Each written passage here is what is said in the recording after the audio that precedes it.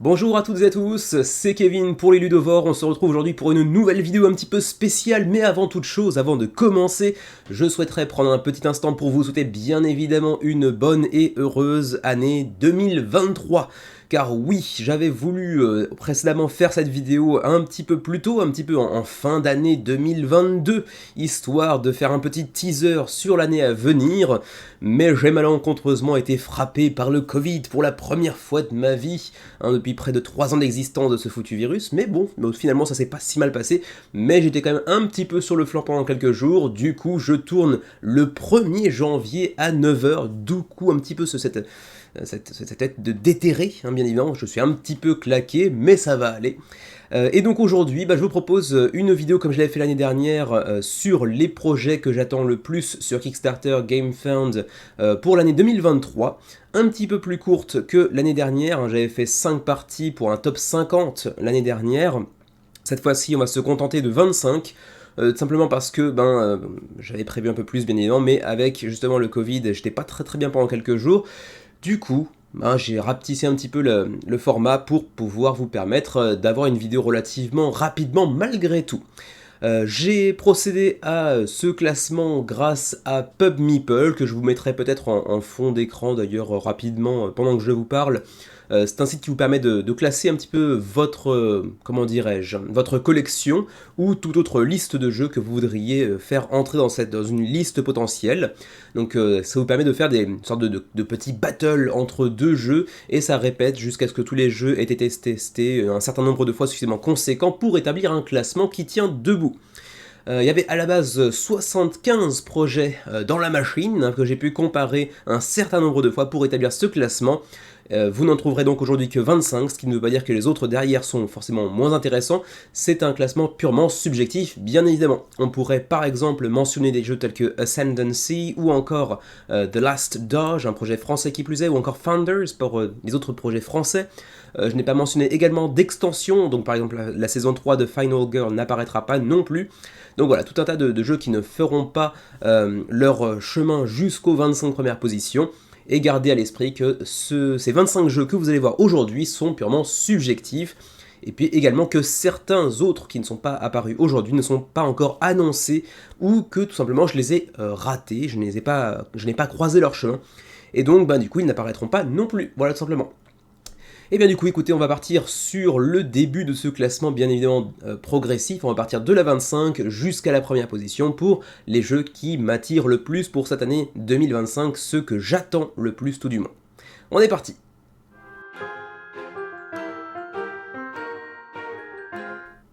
En position numéro 25, Witchbound. Alors j'hésitais bien sûr avec d'autres jeux tels que Ascendancy qui avait l'air d'être relativement intéressant aussi, mais c'était un 4X un peu plus classique. Witchbound c'est complètement autre chose et c'est justement cet aspect un petit peu ambitieux, un petit peu novateur qui m'a encouragé à l'intégrer au classement. Witchbound, avec cette très jolie direction artistique que vous pouvez déjà voir ici, sera lancé sur Kickstarter à la fin du mois de janvier sur GameFound. J'ai dit Kickstarter, mais non, c'est GameFound, excusez-moi.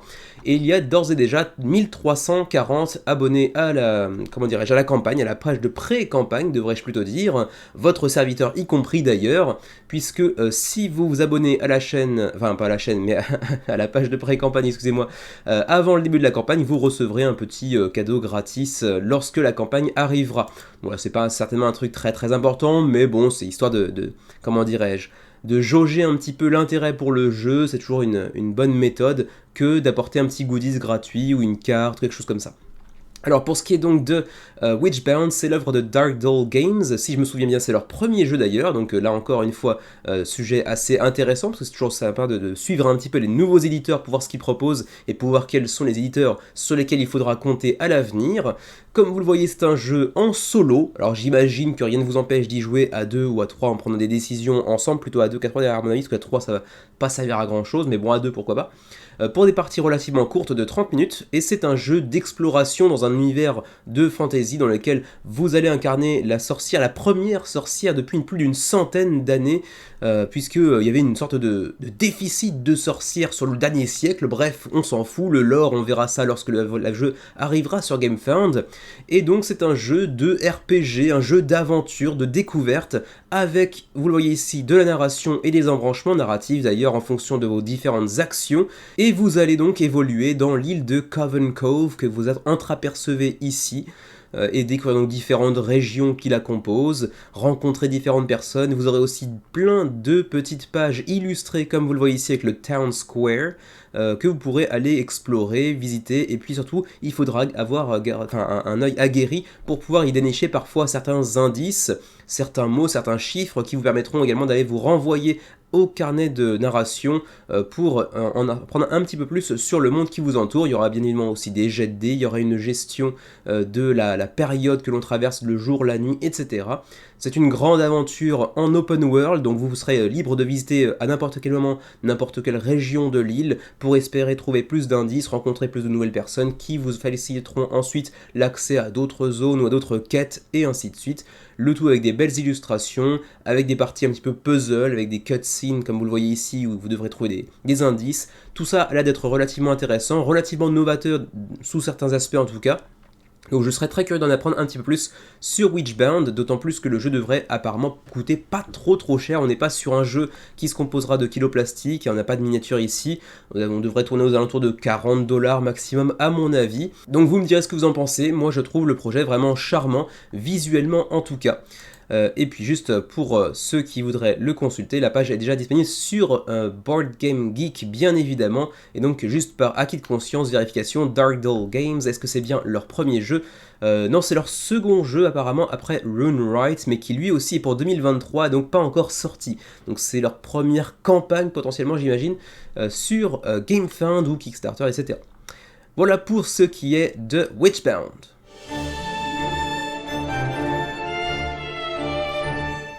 En 24e position, toujours du côté de chez GameFound, il s'agit de Statera, un jeu qui devrait théoriquement lancer sa campagne au courant février prochain, si je me souviens bien.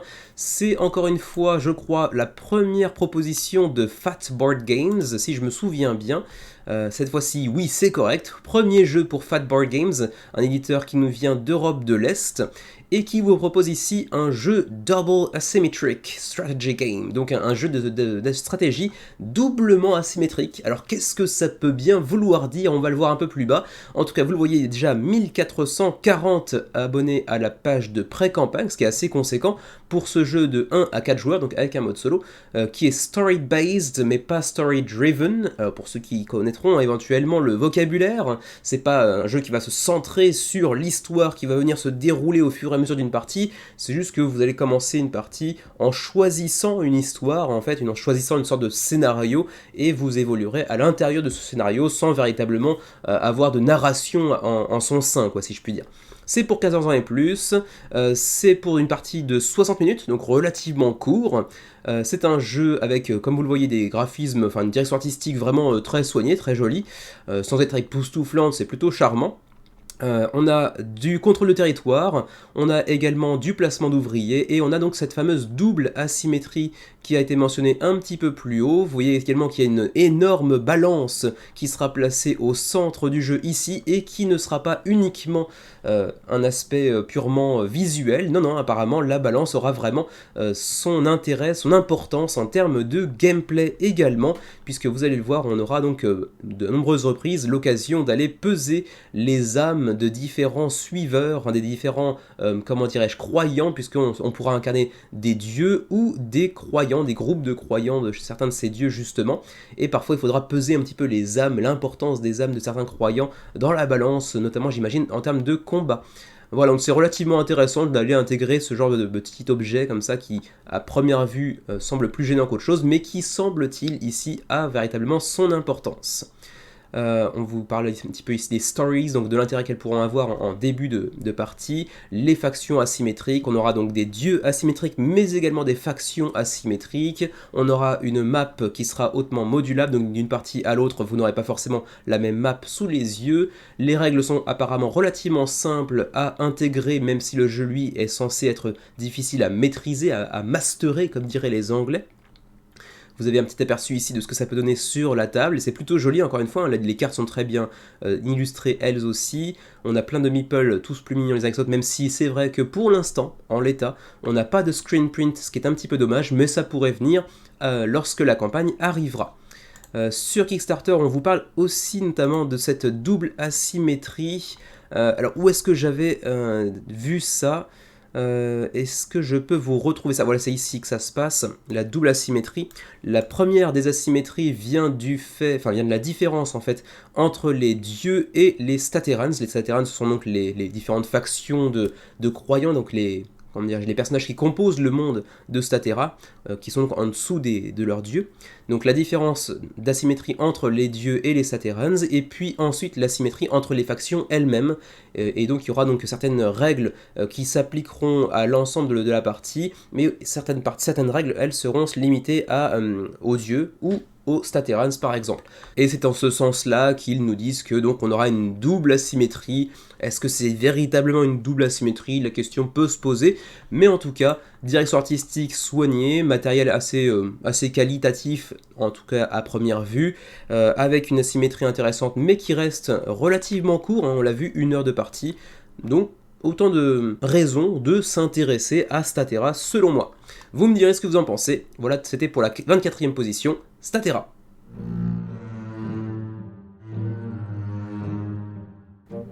En 23e position, Biohack. Et oui, je suis en gros plan, malheur à vous, hein, que voulez-vous que je vous dise, parce que pour l'instant, il n'y a pas encore de page BGG, il n'y a pas encore de page Kickstarter non plus. J'ai quelques images que je vous mettrai en avant malgré tout, hein, en avant-première, hein, vous serez les premiers à la voir sur le web, on va dire, puisque je bosse un petit peu en étroite collaboration malgré tout avec Uchiba Koya, donc on aura forcément, peut-être pas, mais fort probablement en tout cas, un prototype à vous présenter sur la chaîne, mais en fait la seule et simple raison d'ailleurs, c'est que Uchiba Koya et nous, c'est une histoire d'amour, hein, on va dire, on aime beaucoup Aquagarden, Ostia est l'un des premiers jeux qu'on a couvert sur la chaîne et on l'aime beaucoup également.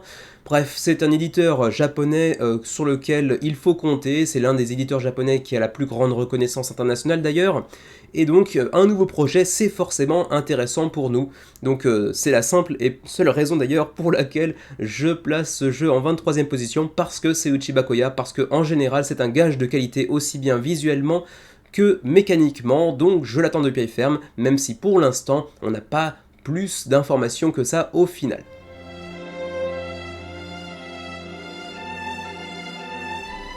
En 22e position, Luthier, c'est le nouveau jeu de Paverson Games que vous connaissez peut-être. Ils avaient un petit peu ébloui leur monde lors de leur première campagne pour Distilled. On va aller voir rapidement pour vous rafraîchir la mémoire potentiellement. Alors que... voilà, il apparaît. Bon, je pensais que j'allais avoir un problème technique, mais non. Distilled, le voici. Il avait une campagne sur Kickstarter l'année dernière, qui s'était bouclée sur un score assez conséquent. D'ailleurs, je vais essayer de vous retrouver le lien vers la campagne. C'était en juillet dernier, apparemment. Voilà, il suffit de cliquer ici pour en apprendre plus. J'aurais dû préparer ça avant de lancer ce petit segment de vidéo. 8000 contributeurs pour Distilled à l'époque, et c'était donc en juillet de quelle année? 2021? Ouais, c'est ça, 2021. Le jeu est désormais livré aux backers, j'imagine, ou devrait l'être très prochainement, en tout cas juste avant la nouvelle campagne pour Luthier. Donc je pense qu'il n'est pas encore livré pour le coup, et c'était en tout cas un énorme succès pour un primo-éditeur sur une thématique qui n'est pas forcément celle qui attire le plus de monde vers les jeux de société, pour un jeu relativement complexe qui plus est.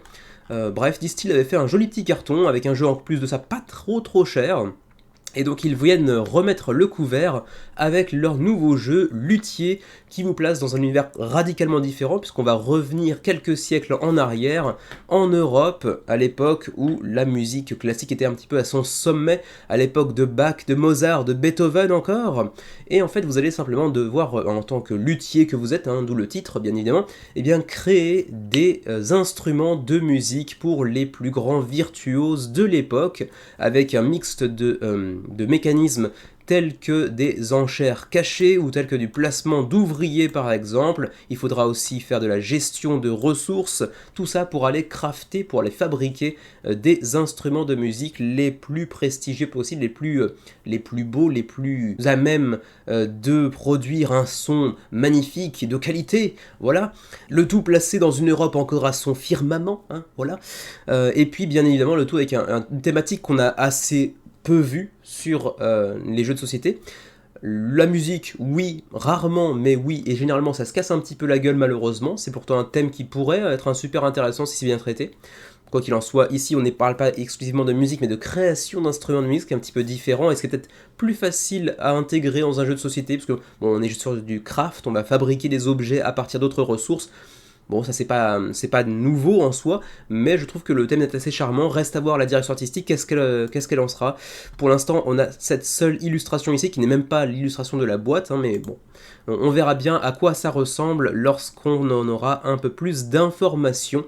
Mais en tout cas, ce mélange de mécanismes en provenance d'un éditeur qui a su faire ses preuves assez rapidement avec un seul jeu qui est désormais très attendu par les backers, raison suffisante selon moi pour s'y intéresser, pour se pencher de près sur le projet Luthier, The Art of the Instrument.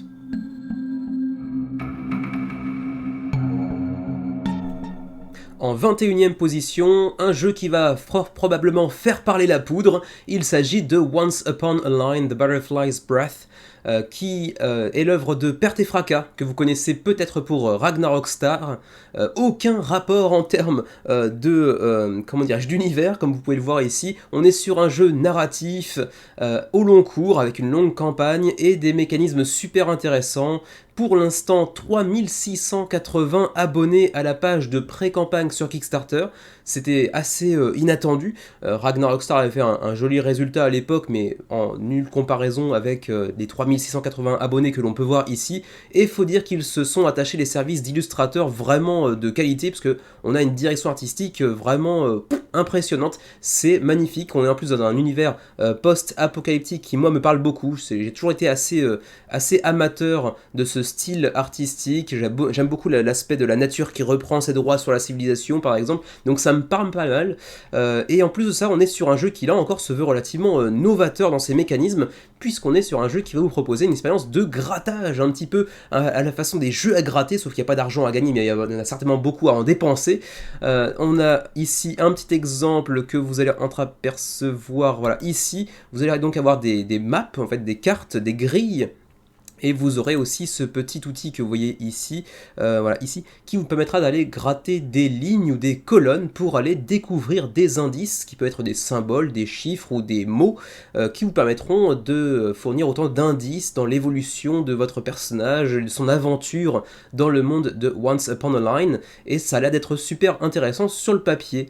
En plus de ça, la direction artistique est vraiment magnifique, je l'ai déjà dit tout à l'heure, mais bon, je le répète parce que je trouve que c'est vraiment très très très beau. Donc j'ai très très hâte de voir ce qu'ils vont proposer en termes de campagne. S'il est placé aussi bas dans ce classement aujourd'hui, c'est simplement parce que, les jeux en campagne, c'est pas ceux qui m'intéressent le plus, on va dire, parce que je pense que j'aurais du mal à finir une campagne au long cours, parce que j'ai envie de jouer à des dizaines de jeux dans ma collection, dans celle de Xavier ou dans celle d'autres amis d'ailleurs par exemple, et du coup c'est un vrai investissement que de se lancer dans un jeu en campagne. J'ai rien contre, on a déjà essayé à plusieurs reprises avec Xavier, pour l'instant il n'y a pas grand chose qui nous a suffisamment envoûté pour nous lancer dans la campagne corps et âme en délaissant un petit peu le reste. On va essayer cette année de se lancer dans Role Player Adventures par exemple. On va essayer de se relancer dans une ou deux campagnes annexes. On a quand même encore en cours le dilemme du roi qui n'est pas fini. Bon, c'est pas un truc exclu de notre champ de vision, on va dire, mais c'est pas un type de jeu qui nous attire, en tout cas sur Kickstarter, dirons-nous. Mais celui-ci est quand même particulièrement beau. Bon, il y a cet aspect Legacy qui peut poser un problème à Xavier, je sais qu'il est pas très fan comment dirais-je, de l'achat de Legacy, de jouer à Legacy, ça ne pose pas de problème.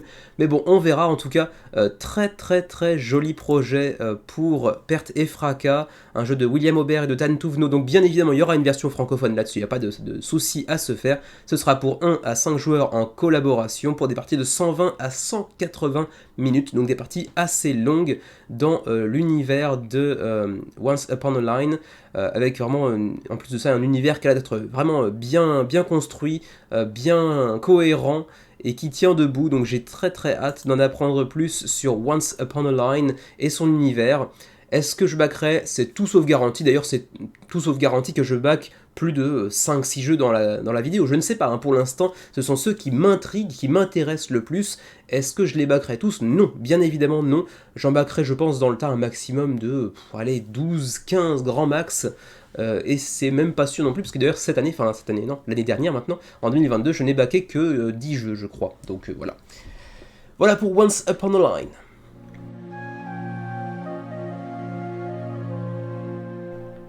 En 20e position, on trouve Wild Gardens, un projet qui devrait normalement voir le jour sur Kickstarter dans le premier trimestre de 2023. C'est un jeu de Isaac Vega par Rose Gauntlet Entertainment. Et cet éditeur, c'est la seule raison pour laquelle le jeu se trouve dans ce classement, en fait, hein, tout simplement. Vous allez me dire, Rose Gauntlet Entertainment, c'est qui? Eh bien, ce sont les équipes qui sont derrière le jeu dont on vous a parlé plusieurs fois sur la chaîne et que vous allez voir ici, Keystone North America. On l'a mentionné à plusieurs reprises, on en a même fait une vidéo sur la chaîne il y a quelques mois lorsque nous l'avions reçu et qui nous avait vraiment convaincus. Et du coup, nouveau jeu par ce même éditeur avec l'un des deux auteurs de Keystone pour ce nouveau jeu. Donc évidemment que Wild Gardens va m'intéresser pour ces deux raisons-là, auteur plus éditeur de Keystone. Mais ceci dit, c'est pas forcément une thématique qui m'intrigue des masses. Donc j'y suis pour l'éditeur et pour l'auteur. On verra ce que ça donne au final.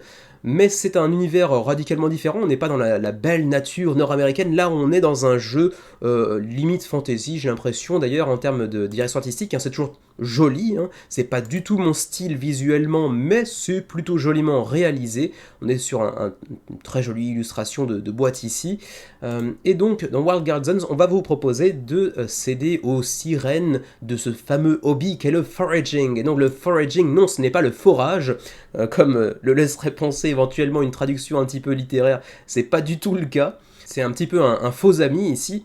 Le foraging, c'est en fait partir à la découverte d'ingrédients. Donc vous allez partir dans différents lieux de l'univers de Wild Gardens pour aller à la cueillette d'ingrédients en tout genre. Et ensuite, vous allez préparer de bons petits plats avec pour les servir à des invités, à des amis. Voilà, c'est... En termes de thématique, c'est pas un truc qui m'attire outre mesure, mais ça a l'air d'être très très chill pour le coup, hein, très très bienveillant, très très reposant, et peut-être qu'un feel-good game, après tout, un de plus dans ma collection, pourquoi pas, hein, on a pas mal de jeux qui sont tout sauf feel-good, donc après tout, pourquoi pas en ajouter un ou deux de temps en temps comme ça, comme c'était déjà le cas pour Keystone, comme ça peut être le cas également pour Flamecraft par exemple. Donc après tout, pourquoi pas, je n'exclus pas l'intérêt envers Wild Gardens, même si c'est vrai que thématiquement, à l'origine, c'est pas un truc qui devrait m'intéresser tellement. Mais bon, je le surveillerai quand même d'un œil attendri parce que j'aime beaucoup Keystone. Pour ce qui est des mécanismes, vous le voyez pour l'instant, ils ne sont pas encore dévoilés en détail, mais d'après ce que l'on peut en voir un petit peu dans les derniers paragraphes, je pense qu'il y aura essentiellement de la gestion de ressources via justement ces différents ingrédients que vous irez choper un peu partout dans les différentes régions de Wild Gardens, et puis ensuite peut-être un petit peu de gestion de main, puisqu'apparemment sur le chemin, on pourra aussi rencontrer des gens, s'en faire des amis, les inviter chez nous pour leur donner justement, enfin les nourrir avec ces ingrédients à partir desquels on aura fait de délicieux plats par exemple, mais quel sera le but final de ce jeu, au-delà de bien sûr très terre à terre, faire des points, quel sera le but thématiquement, là-dessus je suis encore un petit peu dans le brouillard. On verra bien donc ce que ça peut donner, hein, parce que World Gardens pour l'instant au-delà de ça j'en sais pas grand chose comme vous pouvez le voir, mais l'auteur et l'éditeur m'intriguent pas mal.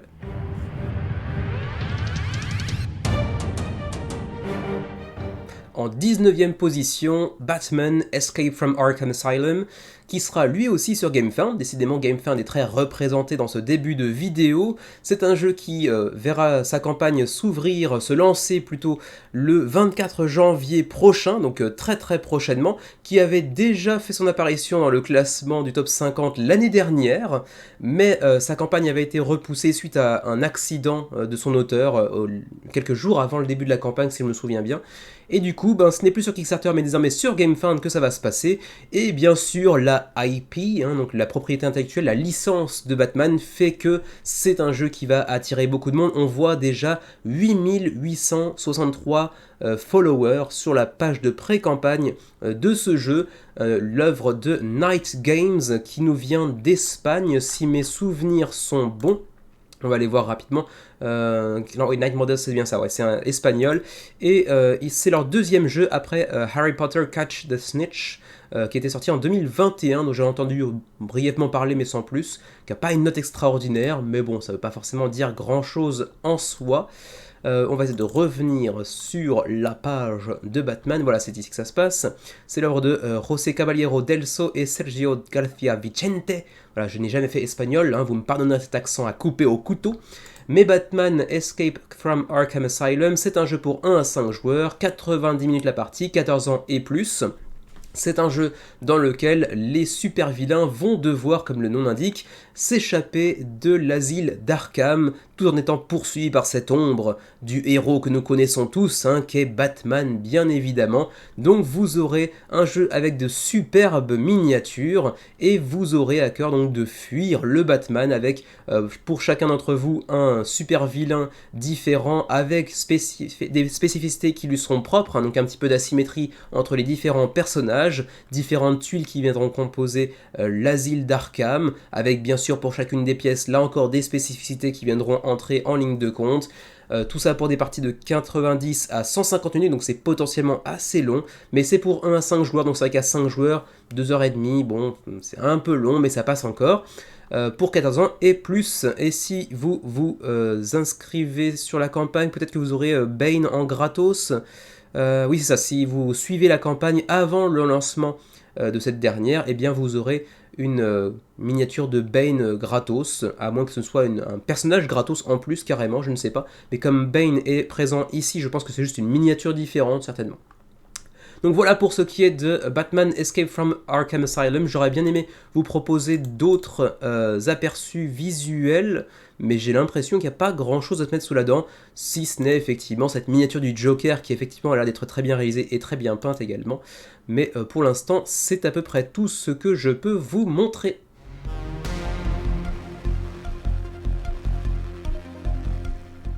En 18e position, on retrouve un jeu qui a lui aussi été repoussé, puisqu'il était censé être lancé, je crois, au début de l'automne 2022, si mes souvenirs sont bons, et qu'il verra finalement le jour durant le premier trimestre 2023 sur Kickstarter. Il s'agit de From the Moon, le nouveau projet de la boîte de jeux, à qui l'on devait notamment It's a Wonderful World, ou encore Daimyo, et d'autres jeux encore. Et donc bien sûr que sur ce seul nom, bien sûr l'intérêt vient naître, hein, puisque la boîte de jeu c'est l'un des éditeurs qui a le plus de succès sur Kickstarter, les éditeurs français pardon, qui a le plus de succès sur Kickstarter ces dernières années, donc forcément c'est super intéressant. En plus de ça, derrière on a aussi Johan Goupy et Gilles Lafargue qui sont aux manettes. Johan Goupy vous le connaissez désormais, hein, il a quand même pas mal de jeux dans sa besace ces derniers temps, on l'a vu notamment avec Schalk, qui a des très très bons retours, même si moi je n'ai pas pu le tester, ou encore Rainforest, ou encore Roa, qui lui verra le jour en 2023 apparemment, mais qui a déjà des notes. Allez savoir pourquoi.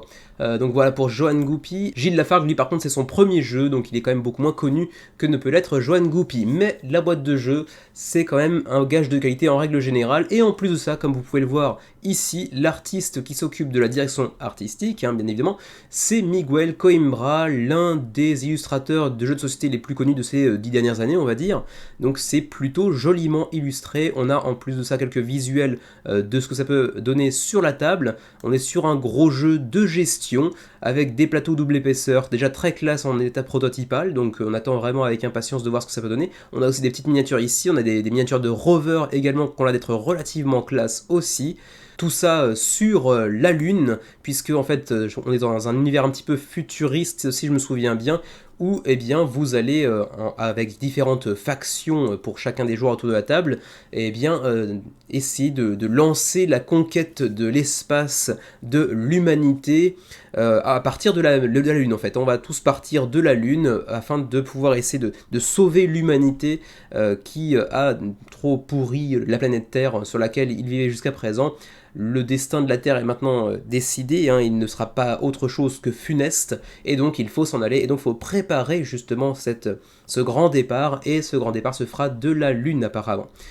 Donc voilà, pour le reste, on est sur un gros jeu de gestion, on verra bien ce qu'il en sera des mécanismes. Pour l'instant, de ce qu'on a pu en voir, on a certainement un petit peu de placement d'ouvriers, on a aussi certainement de la gestion de ressources, on a certainement des tuiles qu'on va pouvoir aller ajouter, donc un petit peu de tableau building pour aller construire progressivement un petit peu d'asymétrie, j'imagine, puisque ce seront certainement des capacités différentes que l'on pourra aller choper et ajouter à son plateau individuel, j'imagine en tout cas.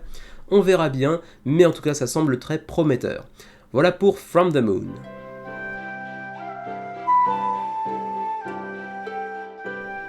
En 17ème place, Inventions, Evolution of Ideas, le prochain jeu de Vital Lacerda et de Eagle Gryphon Games, avec toujours au pinceau Yann O'Toole, c'est la combinaison qui marche toujours aussi bien, à chaque fois on les voit sur Kickstarter, ils font des gros scores, on est encore une fois bien sûr sur un gros jeu, c'est du Vital Lacerda, il va pas nous pondre un jeu en 1.5 sur 5 en complexité de BGG, bien évidemment que ce sera un gros jeu.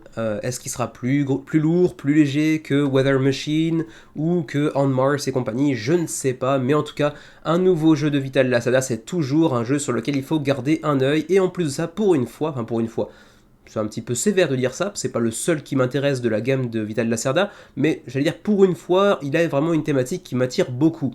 Je ne le backerai pas, de quoi qu'il arrive, parce que Xavier a une collection énorme de Vital Lacerda qu'il se construit au fur et à mesure, et du coup, les Vital Lacerda, c'est pour lui, c'est pas pour moi, mais par contre, j'aurais vraiment un énorme plaisir à le tester, à l'essayer, parce que celui-là a l'air vraiment très très très sympa, avec une belle direction artistique encore une fois, avec des petits meeples screen print très jolis aussi, avec un beau matos, même si là on est encore à l'état prototypal bien évidemment, tout ça n'est pas finalisé, mais j'ai hâte de voir ce que peut proposer Inventions, Evolution of Ideas.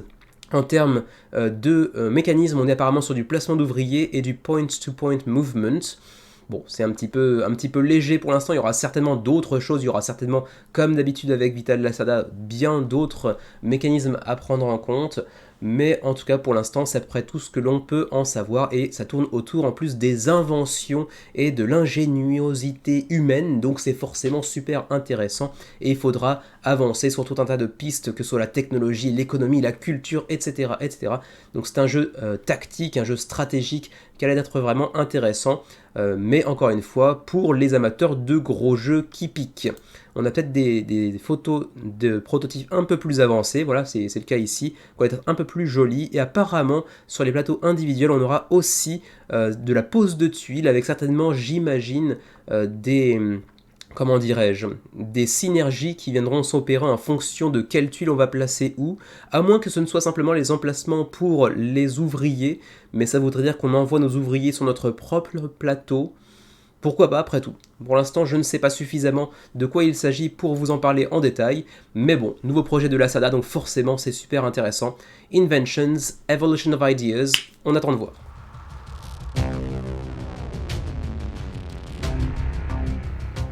En 16e position, Crown of Ash, le nouveau projet de Card Noir qui pour l'instant a près de 1000 abonnés sur la page de pré-campagne Kickstarter. On est sur un jeu pour 1 à 4 joueurs, donc avec un mode solo, pour des parties de 60 à 120 minutes pour 14 ans et plus, avec apparemment un degré de complexité de 3.0 sur 5 sur BGG, mais pour l'instant, comme il y a très peu de personnes qui ont pu y jouer, c'est à titre indicatif purement, c'est pas forcément à prendre pour argent comptant, et on est sur un jeu d'ouvriers, enfin de placement d'ouvriers, ainsi que de contrôle de territoire. Vous allez incarner des nécromanciens qui vont chercher à gagner le plus d'influence sur le territoire de l'univers de Crown of Ash, le tout avec une direction artistique plutôt classe, plutôt jolie. Juste par curiosité, je vais aller voir si l'auteur Richard Lawton avait déjà pondu un autre jeu préalablement. Apparemment non, c'est son premier jeu, un jeune auteur anglais apparemment. Et donc on peut aller voir rapidement quelques-unes des photos qui sont proposées sur BGG en l'état pour le proto. Ça a l'air d'être plutôt charmant, c'est plutôt joli. Il y a une direction artistique plutôt bien réalisée là encore. On verra ce que ça peut donner, mais en tout cas c'est vrai que sur ce que l'on peut en voir pour l'instant, ça présente plutôt bien, même si peut-être qu'avec toutes ces cartes, le plateau central sera peut-être un peu chargé.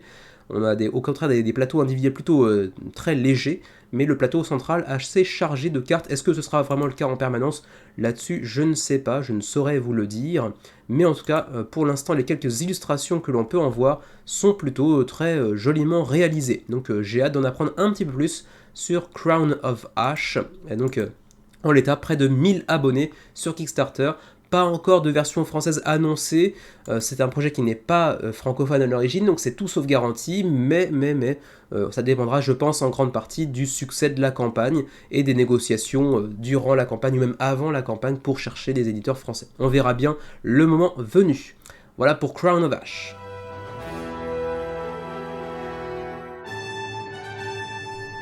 En 15e position, An Age Contrived par Bellows Intent, 3300 abonnés à la page de pré-campagne sur Kickstarter d'ores et déjà. Un jeu Euro, comme on dit, avec du engine building, dans lequel vous allez incarner des dieux qui vont chercher à guider l'humanité de l'obscurité dans laquelle ils pataugent actuellement vers une civilisation un peu plus conséquente, un peu plus développée. C'est ce que vous propose An Age Contrived. Je parlais tout à l'heure de engine building, donc de construction de moteurs, mais il y aura également un petit peu de la programmation et de la gestion de ressources. Vous aurez en fait à cœur ici de devenir le dieu le dieu principal de leur panthéon, si je puis dire, et de faire évoluer l'humanité dans sa quête de civilisation, si je puis dire. On a en plus de ça une direction artistique qui, comme vous l'avez pu voir ici, est plutôt charmante, avec quelques petites miniatures qui ont l'air d'être plutôt très sympas aussi, et ça présente plutôt très bien sur la table. Pour l'instant on est encore à l'état prototypal, mais déjà ça claque pas mal. J'ai vraiment envie d'en apprendre plus sur An Age Contrived. J'ai cru voir que les auteurs, si je me souviens bien, à moins que ce ne soit quelqu'un qui avait déjà subodoré le potentiel de ce jeu, en parle assez fréquemment sur le forum de Quoud. Donc pour ceux qui ça intéresserait d'avoir des informations en français directement, ça peut être une bonne opportunité de vous inscrire au forum de Quoud. Mais vous voyez que c'est un jeu qui a l'air d'être vraiment très classe, très joliment réalisé. Est-ce que ce sera bon derrière?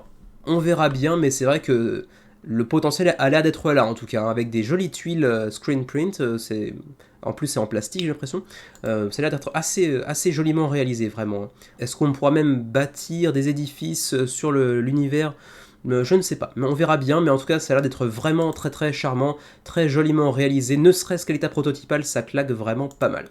Donc voilà pour An Age Contrived. Serez-vous capable d'être le dieu principal de leur panthéon et d'amener l'humanité vers un âge d'or? On verra bien, mais en tout cas An Age Contrived, projet super intéressant sur le papier.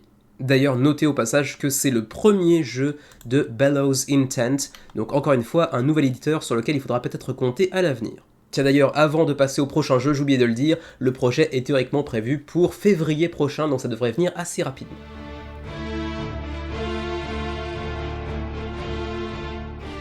En 14e position, et après Endless Winter, après Resurgence, voici le nouveau projet de Stan Kondorsky, Nova Roma. le nouveau projet de Stan Kondersky et de sa boîte d'édition intitulée Half a Kingdom Games, comme vous pouvez le voir ici. C'est d'ailleurs déjà sous cette boîte d'édition qu'il avait sorti Resurgence il y a 1 an et demi à peu près. Le jeu est désormais arrivé au backer, il a des très bonnes critiques. Endless Winter est arrivé au backer très récemment aussi, il a des super critiques également. Donc Nova Roma, c'est un jeu forcément super intéressant. Stan Kondersky, c'est l'un des auteurs les plus en vue de ces les 5-6 dernières années. C'est aussi lui qui était derrière Dawn of Rurik également, mais qui lui, je crois, n'avait pas de version francophone si je me souviens bien, donc il est un petit peu moins connu dans nos contrées, mais il avait des super retours aussi. Bref, si vous voulez avoir un aperçu de ce qu'avait pondu jusqu'à présent Stan Kondersky, allez voir sur BGG. Il y a du Dice Hospital, il y a Rurik, Dawn of Kiev, il y a Old West Empresario, Lockup, des jeux de Valeria, de l'univers de Valeria, Resurgence, Endless Winter. Bref, il y a quand même beaucoup de très bons jeux dans la liste. C'est vraiment un auteur sur lequel il faut compter. Et en plus, maintenant, il a aussi donc sa propre boîte d'édition, Half a Kingdom Games. Il me semble que c'est le 2e jeu ici, après Resurgence. Nova Roma, pour l'instant, il y a 1240 abonnés sur Kickstarter. C'est pour 1 à 4 joueurs, pour des parties de 60 à 120 minutes.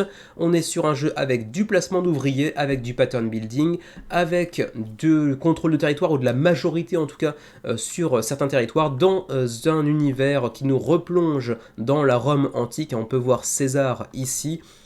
Vous êtes donc à la tête de l'une des plus anciennes et plus prestigieuses maisons de la Rome antique, et vous devez aider l'empereur Constantin à établir sa nouvelle capitale, et donc vous devrez déployer les membres de votre famille ainsi que leurs représentants pour aller accomplir différentes variétés d'objectifs dans le jeu. Il faudra vous procurer des ressources, il faudra construire des palais, il faudra aussi construire et sécuriser des routes, il faudra aussi faire des courses dans l'hippodrome. Bref, il y a tout un tas d'actions possibles dans ce jeu. Tout ça avec l'objectif évidemment d'être le premier, d'avoir le plus de points de victoire à la fin de la partie. En plus de ça, il y a aussi apparemment un système de pattern building qui va être relativement unique, avec une activation d'action via une grille qui va être relativement unique, relativement jamais vue avant, si l'on en croit les dires de l'auteur sur BGG. Donc tout un tas de raisons de s'intéresser à Nova Roma. La seule raison qui pourrait l'exclure pour moi du top 10, et c'est purement subjectif, c'est que, vous le savez désormais si vous suivez la chaîne depuis suffisamment longtemps, je suis assez peu réceptif aux illustrations de The Miko, et c'est encore le cas pour Nova Roma. Ils sont souvent ensemble d'ailleurs, Stan Kondersky et lui, pour les jeux de Valeria notamment, pour Endless Winter également. Bref, c'est encore le cas ici pour Nova Roma. C'est pas vilain du tout, mais c'est pas un style qui m'attire personnellement. Vous me direz ce que vous en pensez, moi je l'attends de pied ferme malgré tout, parce que ça devrait être un super jeu au-delà de la direction artistique qui, moi personnellement, m'attire pas.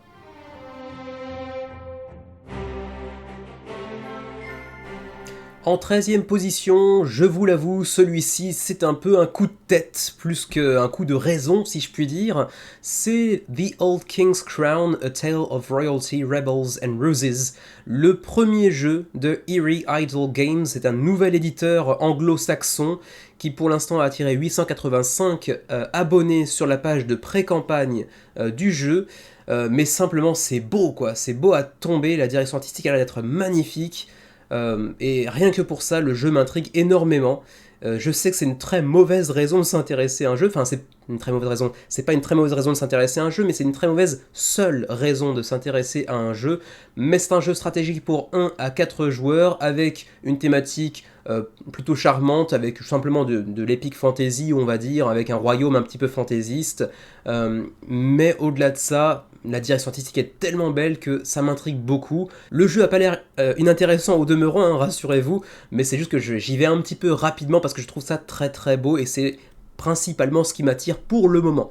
C'est un jeu qui va durer 45 à 90 minutes la partie, c'est pour 12 ans et plus, pour 2,50 de complexité, donc c'est pas un jeu très complexe. C'est le premier jeu de Pablo Clark, qui est également d'ailleurs l'illustrateur, hein, vous le voyez, illustrateur de profession, et qui va donc ici pondre son premier jeu, et premier jeu également pour Eerie Idle Games, comme je le disais tout à l'heure.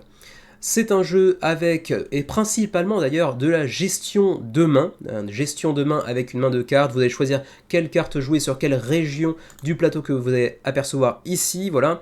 Et en fait, on va ensuite appliquer tout simplement l'effet de la carte que l'on vient de jouer sur la zone en question pour gagner de plus en plus d'influence pour essayer d'aller choper la couronne et devenir l'héritier du trône. Donc on est sur de la gestion de main, on est bien évidemment sur du bluff également, avec un petit peu d'enchère si je puis dire sur la zone sur laquelle on va jouer la carte.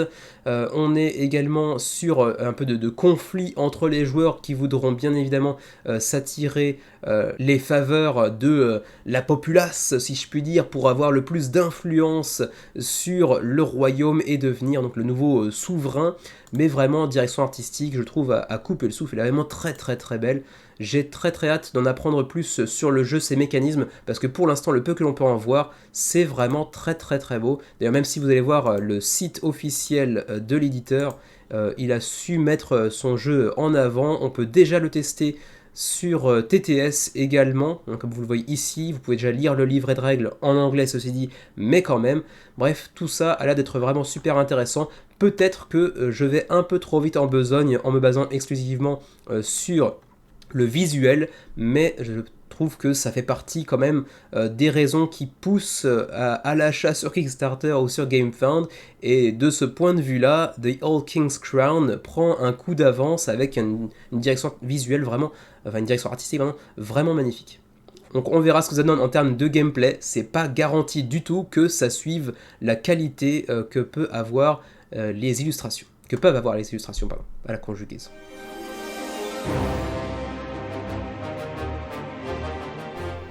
En 12e position, Bloodstone, qui devrait normalement faire son retour durant les 6 premiers mois, disons, on va viser large, de 2023. C'est le nouveau jeu de Druid City Games, à qui l'on devait notamment... je perds les titres, à chaque fois que je veux parler d'un jeu, j'oublie le titre, mais à qui l'on devait Wonderland's War déjà, c'est vrai, mais je pensais à Tidal Blades surtout, donc deux jeux que j'aime beaucoup, qui sont dans la collection de Xavier.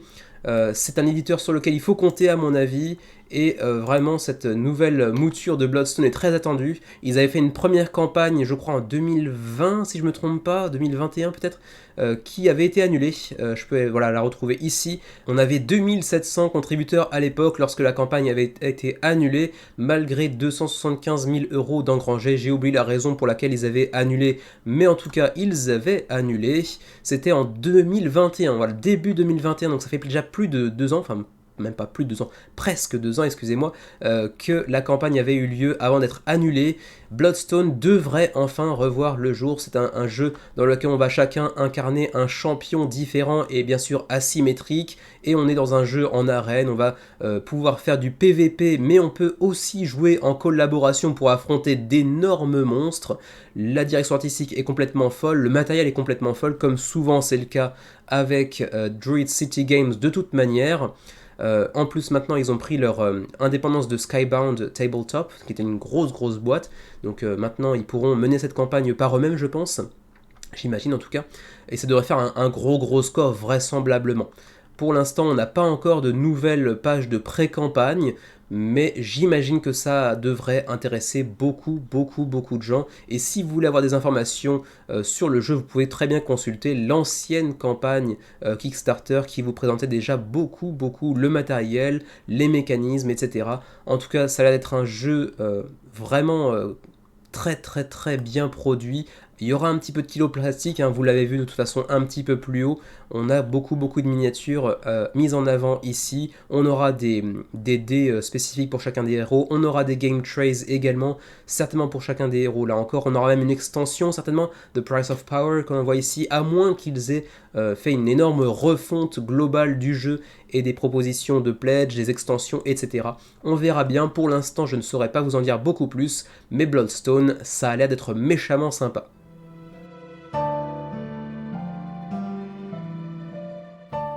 En 11e position, aux portes du top 10, et pourtant il était dans le top 10 l'année dernière, Sankokushin 5 Sacrifices, et oui, il était dans le top 10 l'année dernière, parce que c'était un jeu que j'attendais beaucoup, mais la hype est quand même un petit peu retombée, faut dire qu'on parle de ce jeu depuis déjà, 3-4 ans, et on le voit toujours pas venir, et cette fois-ci, ça y est, c'est enfin bon, on va normalement avoir la campagne début 2023, enfin, durant le premier trimestre 2023, si les dernières nouvelles sont correctes.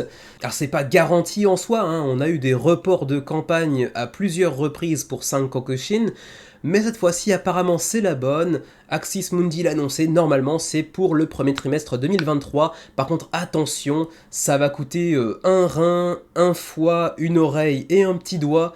Sankokushin, ça va être très très cher, il y aura du kilo plastique, mais ça va être un jeu tellement ambitieux que malgré tout, il garde une place vraiment importante dans mes attentes de l'année 2023, même s'il n'est plus dans le top 10. Sankokushin, c'est quand même un jeu que j'attends beaucoup parce qu'en plus de ça, c'est placé dans un univers Japon médiéval qui forcément m'attire pas mal, même si c'est un Japon médiéval un petit peu fictif et fantaisiste, on va dire, mais avec du lore, en voulez-vous, en voilà, enfin sur le site de Axis Mundi, donc l'éditeur italien, vous pourrez avoir du lore à foison. D'ailleurs, vous allez le voir assez rapidement pendant que je parle, le site charge avec une lenteur parce que à chaque fois qu'ils nous mettent une update sur le jeu, elle fait l'équivalent de 15 pages, quoi. Enfin, c'est assez conséquent. Ils ont bâti vraiment un univers vraiment cohérent, vraiment intéressant, dans lequel on pourra évoluer, hein, l'univers de Yamashiro, enfin le village de Yamashiro ici et ses alentours. C'est avec une direction artistique complètement folle, il y a des miniatures absolument magnifiques. D'ailleurs récemment ils avaient fait une campagne exclusivement pour Izanami, l'une des déesses du panthéon japonais. C'était seulement pour la miniature de Izanami. La miniature était absolument magnifique à tomber par terre. Ça doit être un plaisir à peindre pour ceux qui apprécient peindre des miniatures, ce qui est malheureusement pas mon cas. Et elle pourra être utilisée d'ailleurs dans le jeu de Sankokushin, bien évidemment. Ils en avaient fait aussi une voilà, pour Izanagi, son frère. Et là, encore une fois, c'était à tomber par terre là aussi. Bref, ça y est, enfin, on va pouvoir avoir des impressions plus précises sur le gameplay de Sankokushin, qui se veut toujours aussi ambitieux, avec vraiment une gestion de la psychologie des adversaires. On va pouvoir affronter ou non certains adversaires en fonction de nos précédentes actions qui vont pouvoir influencer la perception qu'ils auront de nous. Et pourtant, oui, on parle uniquement d'une IA, mais en fonction de vos actions, comment dirais-je, des embranchements que vous aurez pris dans votre narration, eh bien, ils interagiront différemment vis-à-vis de vous. Et ça, c'est super intéressant. Et puis, j'ai très très hâte de voir ce qu'on pourra découvrir dans l'univers de Yamashiro, même si, à mon avis, ce sera un jeu que je ne backerai probablement pas parce que ce sera déjà en campagne, j'en ai parlé tout à l'heure, mais les jeux en campagne, normalement, c'est pas le type de jeu qui m'attire le plus, même si celui-ci m'attire beaucoup. Et au-delà de ça, ça va coûter tellement cher. Ça sent le pledge all-in à 500, 600, 700 euros peut-être, hein, je ne sais pas. On verra bien, mais ça va être très très cher. Donc voilà, soyez avertis, ça va coûter très très très cher. Voilà, vous me direz ce que vous en pensez pour Sankokushin, mais je pense que vous connaissez déjà le projet, hein, ça fait quand même 2, 3, 4 ans qu'on en parle assez régulièrement sur le web, mais il a l'air toujours aussi intéressant.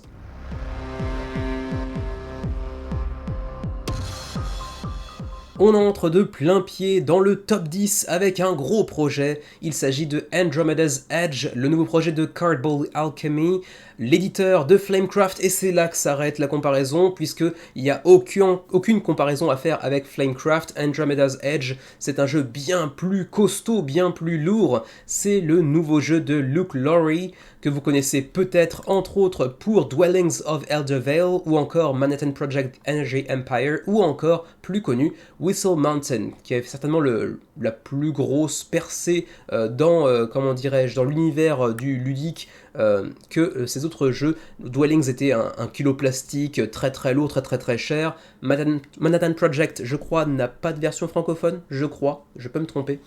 Cryo est un petit peu connu aussi, certes. Stones of Fate, je connais pas du tout par contre. Whistle Mountain est un peu plus célèbre, me semble-t-il. Donc le nouveau projet de Luke Lawrie, Andromeda's Edge, c'est pour 1 à 5 joueurs, pour 40 à 200 minutes la partie. On n'a pas ici la complexité, mais ça doit tourner autour de 3, 3.5 certainement, comme l'était Dwellings of Eldervale. On est sur un jeu extrêmement riche, avec beaucoup de mécanismes qui viennent s'imbriquer les uns avec les autres, qui a déjà attiré près de 13 000 followers sur la page de pré-campagne de GameFound, encore GameFound. Et c'est un jeu avec du placement d'ouvriers, du tableau building avec de l'engine building. On aura des pouvoirs variés pour les joueurs autour de la table, avec un petit peu d'asymétrie qui viendra se renforcer au cours de la partie. On aura des vaisseaux spatiaux qui pourront être upgradés. On aura un tas de choses à faire. On aura un aspect certainement un petit peu, comment dirais-je, open world presque, si je puis dire. On aura de l'exploration, on aura de la gestion de ressources, on aura de la construction. Enfin, c'est hyper riche. Andromeda's Edge, il y a déjà des vidéos qui tournent un petit peu par-ci par-là en anglais sur YouTube, avec un prototype notamment. Donc c'est l'occasion pour vous de éventuellement jeter un œil, mais il y a beaucoup à faire dans ce jeu. Ça a l'air d'être un jeu hyper riche. Vous le voyez sur la table, ça a une vraie grosse présence aussi. J'ai très hâte d'en apprendre un peu plus, mais là encore, ça sera très cher, donc soyez avertis. Hein. La campagne devrait d'ailleurs pas trop tarder, hein, si je me souviens bien, j'ai quand même allé checker rapidement. C'est le 31 janvier, si je me souviens bien, pour Andromeda's Edge sur GameFound, et préparez vos portefeuilles parce que ça va coûter très cher, là encore. Mais bon, vous êtes avertis, c'est un nouveau jeu de Luke Lawrie par Cardboard Alchemy, donc ce sera très bien produit. Il y aura du plastique, certes, mais ce sera vraisemblablement un jeu très bien réalisé également. J'ai très hâte d'en apprendre plus. Est-ce que je me l'offrirai? C'est tout sauf sûr, parce que ce sera très cher et parce que c'est une thématique sur l'espace, et vous savez que l'espace c'est pas trop mon truc en termes de thématique, même si je peux apprécier des jeux partageant cette thématique, mais je pense que ça pourrait intéresser encore plus Xavier. On verra bien. Voilà pour Andromeda's Edge.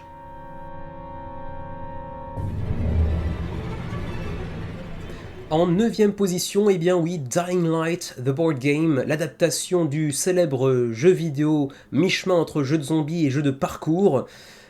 Et vous le savez aussi si vous suivez la chaîne, je suis pas très grand amateur des adaptations de jeux vidéo en jeu de société. J'ai rien contre le concept, mais simplement ça m'attire pas outre mesure en règle générale.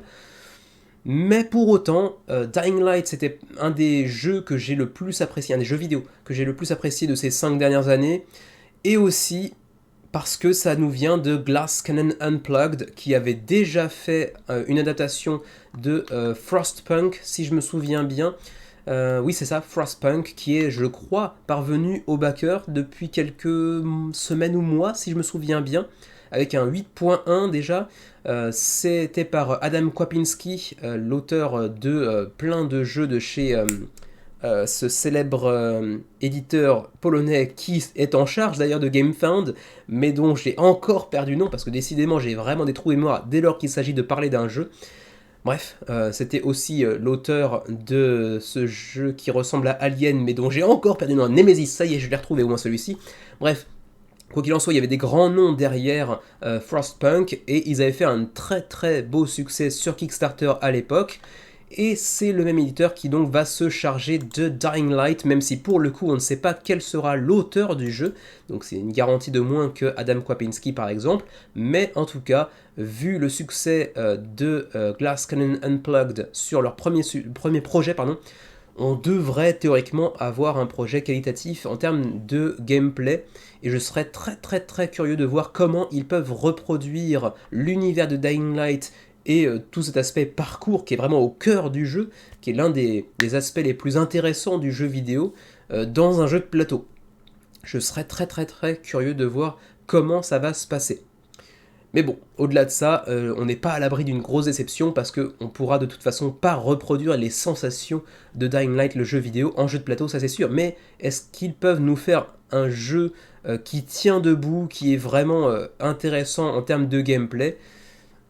Si on en juge seulement par le pédigré de l'équipe derrière Dying Light, on peut se dire que oui, mais on verra. On attend la confirmation, mais pour l'instant, donc il est 9ème des jeux que j'attends le plus pour cette année 2023, mais avec une possibilité assez conséquente que ça se casse la gueule assez rapidement dès lors que la campagne est lancée. On verra.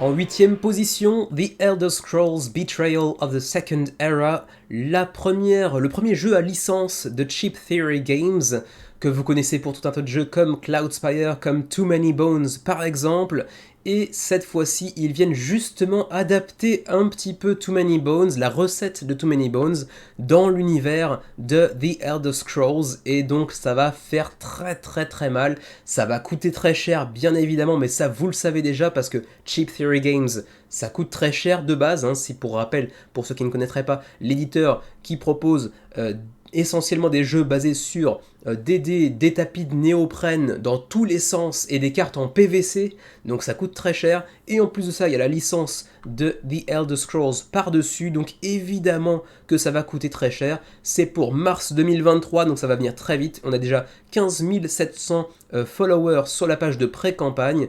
Vous pouvez en apprendre un petit peu plus sur le jeu justement sur cette page de pré-campagne, mais pas tant que ça. On voit qu'il y a beaucoup de choses qui reprennent des mécanismes de Too Many Bones, qui vont être un petit peu peaufinés certes, mais ça reprend quand même pas mal de choses, si ce n'est que l'univers, la carte à explorer sera un petit peu différente de celle que l'on pouvait voir dans Too Many Bones par exemple, mais on est sur du développement de personnages qui ressemblent à du Too Many Bones, avec des dés, avec différents embranchements d'arbres de compétences en fonction de vos choix et de votre expérience qui va être super intéressant, comme dans Too Many Bones, là encore.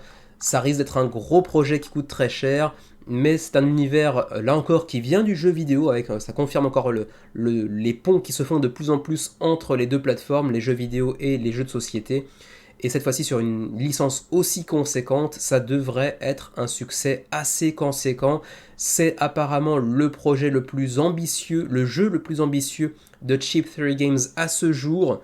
Ce qui veut dire beaucoup, parce que c'est déjà des jeux très ambitieux à l'origine, tous les jeux qui sont pondus jusqu'à présent. On attend encore Hoplomachus Victorum ici, ça devrait arriver d'ici quelques semaines normalement. Ce sera jouable en solo ou en coopératif pour 1 à 4 joueurs dans l'univers de Tamriel, hein, l'univers de The Elder Scrolls, avec la licence de Bethesda, avec la collaboration de Bethesda. Ce sera pour des parties de 2 heures environ, il y aura de l'aventure, il y aura de l'exploration, il y aura bien évidemment des dés dans tous les sens, du néoprène dans tous les sens, des cartes de PVC, bref, ça va faire très mal. J'ai rien de plus à vous en dire malheureusement parce que pour l'instant on manque un petit peu de détails, mais si vous êtes amateur de Cheap Theory Games et de leur jeu phare Too Many Bones qui aura bientôt sa version francophone disponible également, vous avez tout autant de raisons de vous pencher sur The Elder Scrolls Betrayal of the Second Era.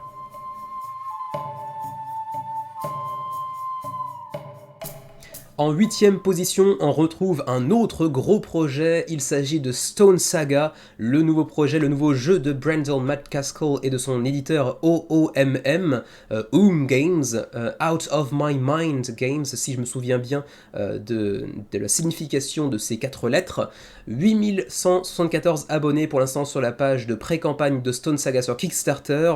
C'est un jeu coopératif en campagne là encore, et oui, je dis que les campagnes m'intéressent pas outre mesure, mais j'en place quand même pas mal dans le top 25, avec de la survie, avec de craft d'objets, dans un univers assez unique et persistant qui va se souvenir de vos actions et qui sera façonné par vos choix au cours de cette narration au long cours. C'est un jeu de Max Brook et de Luke Addy, parce que tout à l'heure je mentionnais Brendel McCaskill, mais en fait c'est juste le PDG de Games, mais ce n'est pas lui l'auteur de Stone Saga. On est sur un jeu qui aura vraisemblablement une très belle direction artistique, un très beau matériel, comme c'était le cas de leur précédent jeu. Pour rappel d'ailleurs, Games, c'est derrière Star of Acario, c'est derrière No Escape, ou encore The Last One Standing, etc. Mais également Mythwind, qu'on avait vu récemment, qui avait fait un truc un peu mi-figue mi-raisin, mais il n'en reste pas moins que Out of My Mind Games, Games, c'est quand même un éditeur sur lequel compter, et du coup Stone Saga, en plus avec cet univers très survival, crafting, etc., m'attire pas mal, même si c'est encore une fois un jeu en campagne. Donc voilà tout autant de raisons de vous pencher sur le sujet de Stone Saga, tout particulièrement moi personnellement pour le crafting et le building, qui allait être particulièrement poussé dans ce jeu. Malheureusement, on manque un petit peu de visuel, donc je vais vous montrer un petit peu ce que l'on peut voir ici en termes de direction artistique. C'est vraiment très très beau, ne serait-ce que les quelques illustrations que l'on peut voir ici, ça a l'air d'être vraiment très très léché. Donc j'ai hâte d'en apprendre plus sur Stone Saga, vous me direz également ce que vous en pensez de votre côté.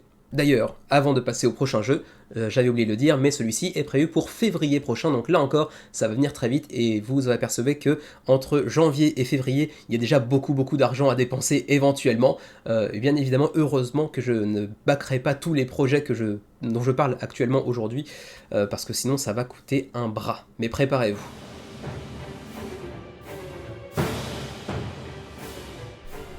En 6ème position, et après l'énorme succès de Senjutsu, Daimyo, le nouveau projet de Stone Sword Games, toujours avec ce sous-titre Battle for Japan pour vous dire qu'il s'agit du même univers, bien évidemment, l'univers japonais médiéval, réaliste pour le coup. C'est ici un projet en collaboration entre les auteurs de Senjutsu et Martin Wallace, qui est quand même l'auteur entre autres de Brass Birmingham, Brass Lancashire, etc., etc. Donc un auteur de renom avec deux auteurs qui ont fait un gros succès sur Senjutsu, qui collaborent pour Daimyo. Ça risque de faire très très mal, on est sur une direction artistique à couper, enfin à couper le souffle, c'est magnifique, comme c'était déjà le cas d'ailleurs pour Senjutsu. Senjutsu, vous savez, si vous suivez la chaîne depuis assez longtemps, qu'on était censé avoir un proto que finalement on n'a pas eu, qu'on est censé aussi avoir une copie gratos pour la chaîne, mais que je sens qu'on va pas l'avoir, mais de toute façon on l'a backé all-in, donc bon, c'est pas très grave. Bon, oui, on a un petit précédent avec Stone Sword Games, mais vous voyez que je leur en tiens pas rigueur, c'est quand même un jeu que j'attends beaucoup, j'attends de voir ce que peut donner Daimyo. C'est un jeu qui vient mélanger différents mécanismes qui me semblent vraiment très poussés. On aura du placement d'ouvriers, on aura de la gestion de main, on aura un aspect campagne, mais on pourra aussi le jouer en one shot. C'est pour du 1 à 6 joueurs, 90 à 180 minutes la partie, donc ça peut être potentiellement très long. C'est pour 14 ans et plus, ce sera probablement assez complexe. Il y aura plein d'autres mécanismes que je n'ai pas encore mentionnés, tels que de la négociation par exemple, on pourra même avoir du bribery, donc des pots de vin en gros quoi. On aura du deck building, on aura également différents scénarios que l'on pourra jouer en one shot ou en campagne également. Bref, il y a quand même pas mal de choses à faire, on pourra même construire je crois des châteaux et les renforcer. Ça a l'air d'être vraiment super intéressant sur le papier, j'ai très hâte d'en apprendre plus. Pour l'instant, là encore, on manque un petit peu de contenu visuellement, on n'a pas grand chose à te mettre sous la dent, mais ça devrait être un jeu qui fera un beau succès, très certainement. Même si pour l'instant, 3500 abonnés sur la page de pré-campagne, c'est bien moins que je ne l'aurais imaginé à ce stade de la pré-campagne. Voilà, vous me direz ce que vous en pensez pour Daimyo, moi je suis très attiré par le projet. Est-ce que je backerai? Là encore, c'est pas du tout garanti, mais celui-ci quand même me fait particulièrement envie.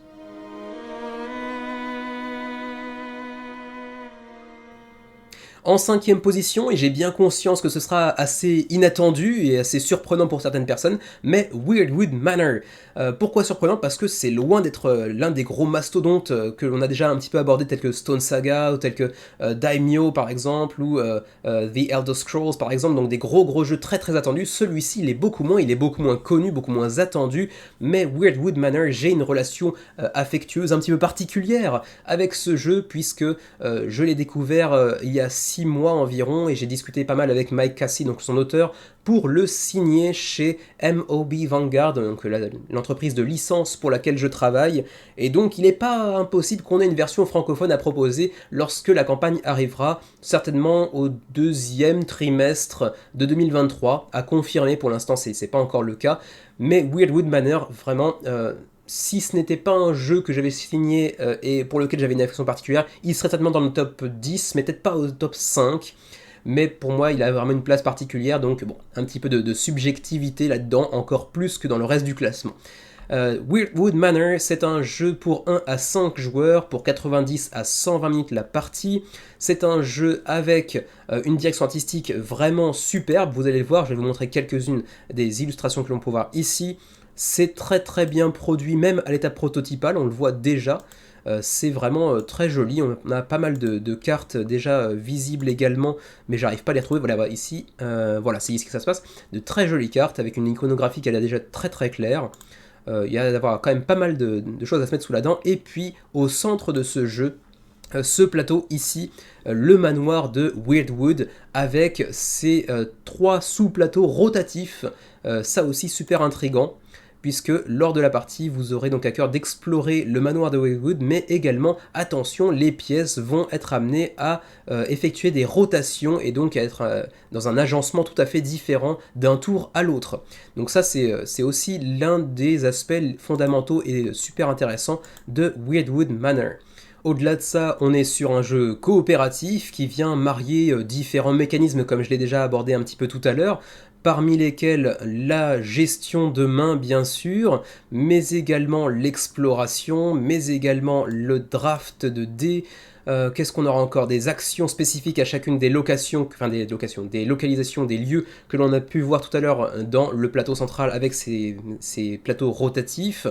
Ça a l'air d'être vraiment super intéressant, et le tout avec pour objectif donc de vaincre, de s'échapper de ce manoir et de Lady Weirdwood, ainsi que de ses minions, les Fey Monsters, et puis les Scarab Clockwork. Donc tout ça a l'air d'être super intéressant, j'ai très hâte d'en apprendre plus. Pour l'instant, je l'ai suivi de près dans son... comment dirais-je, dans son développement récent, mais je n'ai pas encore pu le tester, donc malheureusement, je ne pourrai pas vous en dire bien plus. J'espère qu'on pourra mettre la main sur un prototype. Là encore, c'est pas garanti. C'est une nouvelle maison d'édition, donc attention, c'est pas un gros monstre bien connu de tous les joueurs sur Kickstarter. Donc il n'y aura pas beaucoup de protos. Il n'est pas garanti qu'on puisse en recevoir un, mais je l'espère vraiment parce que c'est un jeu qui me fait de l'œil depuis le début, et je suis très content d'avoir pu le signer chez MOB Vanguard. Donc voilà, je vous en dirai plus prochainement sur Weirdwood Manor, en espérant qu'on ait un prototype à se mettre sous la dent.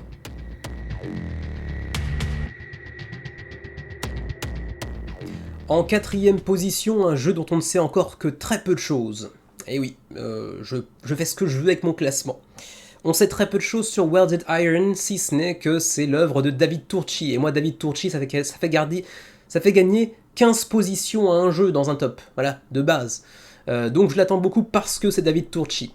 Voilà, Monsieur Anachronie, entre autres, et Anachronie est a dans mon cœur une place particulière qui ne quittera certainement jamais.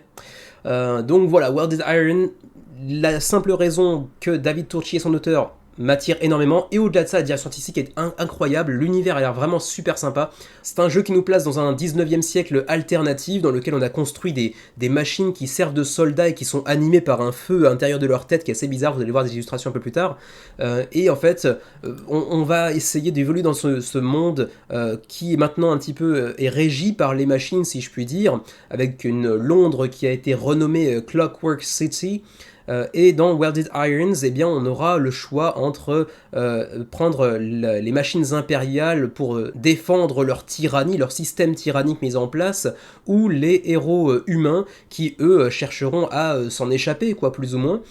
Pour l'instant, on sait très peu de choses, donc il y aura certainement différentes factions asymétriques, comme souvent c'est le cas de toute façon avec David Turczi, et puis surtout, enfin je vais vous montrer ça, les illustrations proviennent d'un artiste apparemment assez célèbre, mais je connais pas du tout l'univers artistique de manière générale, mais là, c'est magnifique, quoi. Je vais vous montrer quelques illustrations un peu en gros plan, elles sont absolument superbes, quoi.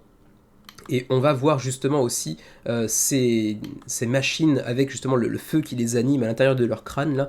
Ça a l'air d'être vraiment particulier, mais visuellement c'est tellement beau.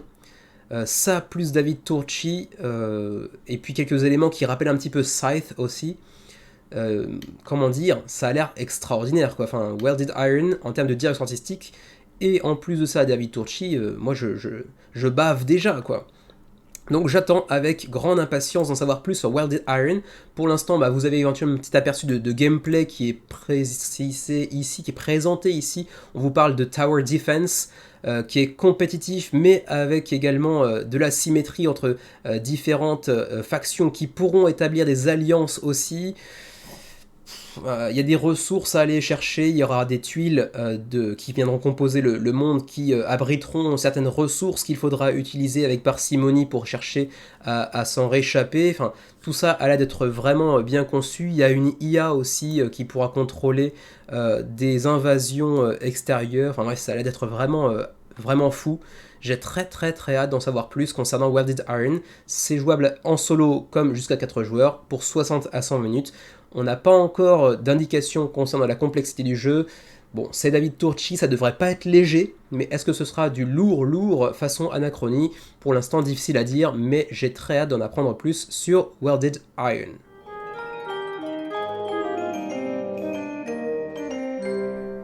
En troisième position, Flow, le premier jeu de Pika Games, qui était un sous-éditeur de Fantasia Games, auquel on doit Endless Winter et plus récemment Unconscious Mind, qu'on avait traité sur la chaîne. Et donc, comme on avait traité Unconscious Mind, on espère aussi avoir un petit proto pour Flow, parce que c'est un jeu que j'attends beaucoup aussi, hein, d'où la troisième position de ce classement. C'est un jeu qui sera beaucoup plus léger, hein, puisque l'édition Pika Games, qui est donc un sous-éditeur de Fantasia Games, proposera apparemment des jeux un peu plus légers, un peu moins complexes que ne peut le faire Fantasia Games. C'est en plus de ça, raison supplémentaire de s'intéresser au jeu, le nouveau jeu de Henri Audubon, donc l'auteur de Parks, entre autres, quand même, avec les illustrations de Andrew Bosley, Monsieur Everdell, entre autres. Donc vraiment deux gros noms qui viennent s'unir pour cette nouvelle proposition qui est donc Flow. Pour l'instant, 710 abonnés sur la page de pré-campagne de Kickstarter. Et Flow, c'est un jeu pour 1 à 4 joueurs pour des parties de 45 à 90 minutes, donc quand même beaucoup plus léger que les autres jeux Fantasia Games, pour 10 ans et plus, donc presque familial, et pour du 2.25 en termes de complexité. Donc encore une fois, vraiment, on est sur des jeux beaucoup plus, abordables, beaucoup plus simples à prendre en main que ne peuvent l'être Unconscious Mind ou Endless Winter par exemple. Et donc dans Flow, vous êtes plongé dans un univers un petit peu fantaisiste, comme vous avez pu le voir, on a une sorte de petite axolote que l'on voit ici. C'est des animaux anthropomorphes, j'ai l'impression, dans une mer d'iceberg apparemment, et on va pouvoir vivre une grande aventure avec du placement de tuiles, avec du déplacement sur ces fameuses tuiles que l'on va poser au fur et à mesure, du draft d'action, des pouvoirs variés en fonction du joueur, enfin du personnage que l'on va pouvoir incarner. On va avoir de l'exploration, on va avoir de la découverte, etc. etc. Vous avez un petit aperçu ici du gameplay, où on va apparemment tirer des tuiles d'un sac commun à tous les joueurs autour de la table, et on pourra donc activer notre héros, partir à l'aventure avec son bateau pour explorer de nouvelles régions et pour tirer de nouvelles cartes, donc un petit peu gestion de main également. Donc une très belle direction artistique aussi à souligner, comme toujours avec Andrew Bosley. Autant de raisons qui font que je m'intéresse beaucoup à Flow, qui devrait être un jeu qui certainement aura un joli succès sur Kickstarter lorsqu'il arrivera courant mars. Donc voilà pour Flow, pour l'instant on manque un petit peu de détails concernant le gameplay, mais j'espère avoir un proto à vous proposer d'ici quelques mois.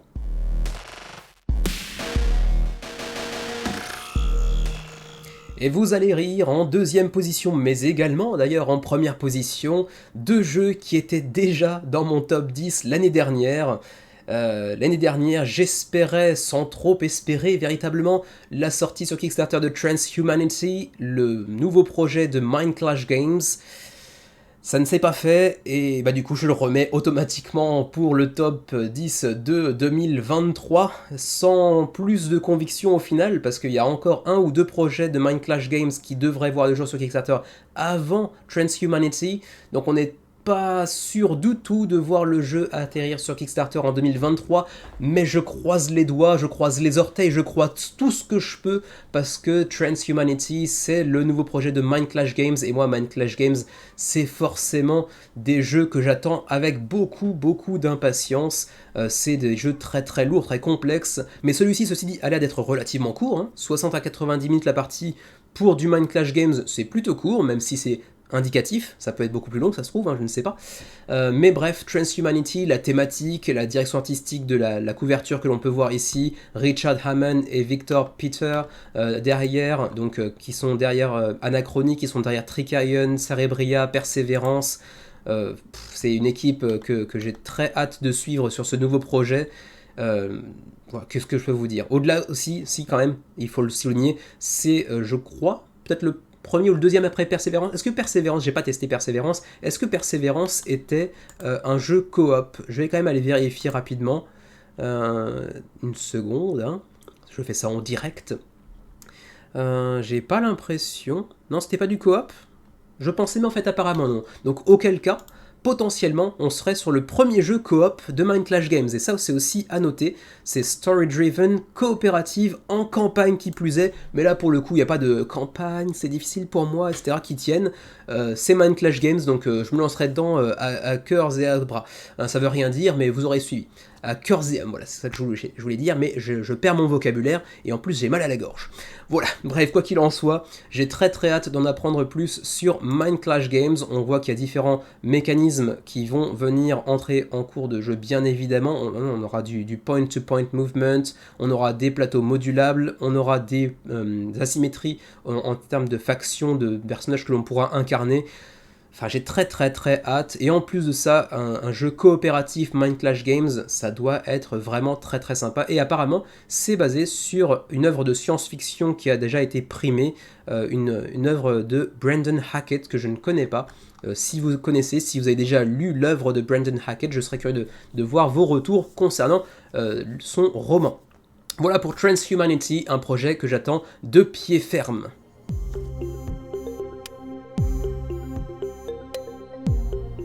Et puis en première position, un petit peu dans le même ordre d'esprit que pour Transhumanity, un jeu qui était déjà dans mon top 10 l'année dernière, il s'agit de Spiritfire, qui désormais est passé en première position parce que, entre-temps, je me suis un petit peu familiarisé avec le travail de Orange Nebula, son éditeur, et que, ne serait-ce que par Unsettled par exemple, c'est tellement bien, et en plus de ça, Orange Nebula présente Spiritfire comme étant le jeu pour lequel ils ont créé cette maison d'édition, le jeu qu'ils voulaient sortir depuis leur début, alors que derrière eux, ils ont quand même Vindication, ils ont quand même Unsettled, qui sont des jeux extraordinaires, et derrière, ils nous disent que Spiritfire, c'est le vrai jeu qu'ils voulaient sortir jusqu'à présent. Comment me faire baver encore plus facilement que ça? Je ne sais pas s'il y a vraiment des possibilités. Donc voilà, c'est encore un nouveau jeu de Tom Matson et Mark Neidlinger qui sont derrière, donc Unsettled, mais aussi Vindication, que j'attends avec impatience. Et voilà, il n'y a que ça pour me convaincre de le placer en numéro 1 des jeux que j'attends le plus pour 2023 sur Kickstarter ou GameFound, je ne sais pas sur quelle plateforme ce sera, mais voilà. Spiritfire, malheureusement, il y a très peu de choses à se mettre sous la dent pour l'instant. On n'en sait pas grand chose. Il y a eu un teaser par Orange Nebula il y a de ça près d'un an, je crois, déjà, et rien. On sait juste que ça va sortir cette année, dans les 6 premiers mois de l'année, forcément. Dans les 6 premiers mois de l'année, peut-être. On n'a pas de garantie, mais on espère que ce sera dans les 6 premiers mois de l'année 2023. Donc pas avant 2024, voire 2025 qu'on pourra y jouer, je pense, mais j'ai très hâte de pouvoir constater un petit peu l'étendue de l'univers qu'ils ont pu créer dans Spiritfire, parce que j'ai très hâte de voir ce qu'ils peuvent nous proposer, de plus ambitieux encore que Unsettled, de plus ambitieux encore que Vindication. Je pense que pour moi, pour le coup, ce sera un instaback sans aucun problème, comme ce sera certainement le cas pour Transhumanity par exemple. Donc voilà, pour Spiritfire, on a très peu d'informations, on a juste un petit TBA, to be announced, sur Board Game Geek, c'est pour vous dire à quel point on manque d'informations, mais je sais que celui-ci je le backerai, c'est sûr et certain, quoi. Je ne pourrais pas faire sans.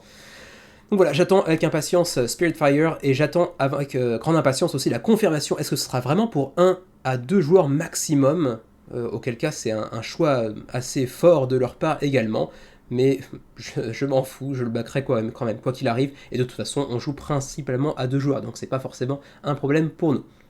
Voilà pour Spiritfire, et puis voilà également pour ce fameux top 25 que j'espère ne pas être trop long, qui j'espère ne sera pas trop long, c'était pas très grammaticalement correct tout ça, mais je pense que ce sera assez long malgré tout. Je sais pas, je tape sur 1h30, voire un peu plus que ça, mais bon, on verra bien.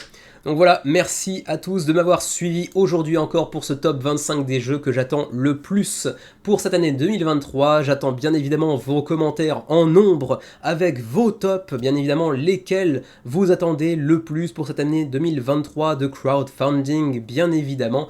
Je prendrai un plaisir à vous lire et bien évidemment à vous répondre. On répond toujours à tous les commentaires, donc n'hésitez pas à commenter, à liker, c'est toujours important pour le référencement bien évidemment de la vidéo. Et puis d'ici quelques jours, bien évidemment, reprendra le menu crowdfunding. On aura aussi une sorte de bilan de l'année 2022 avec Xavier. Et oui, tous les youtubeurs le font fin 2022, nous on le fera début 2023 parce que voilà, on est des feignasses, c'est comme ça. Et puis d'ici là, jouez bien, portez-vous bien, profitez de vos derniers jours de vacances, et puis à la prochaine.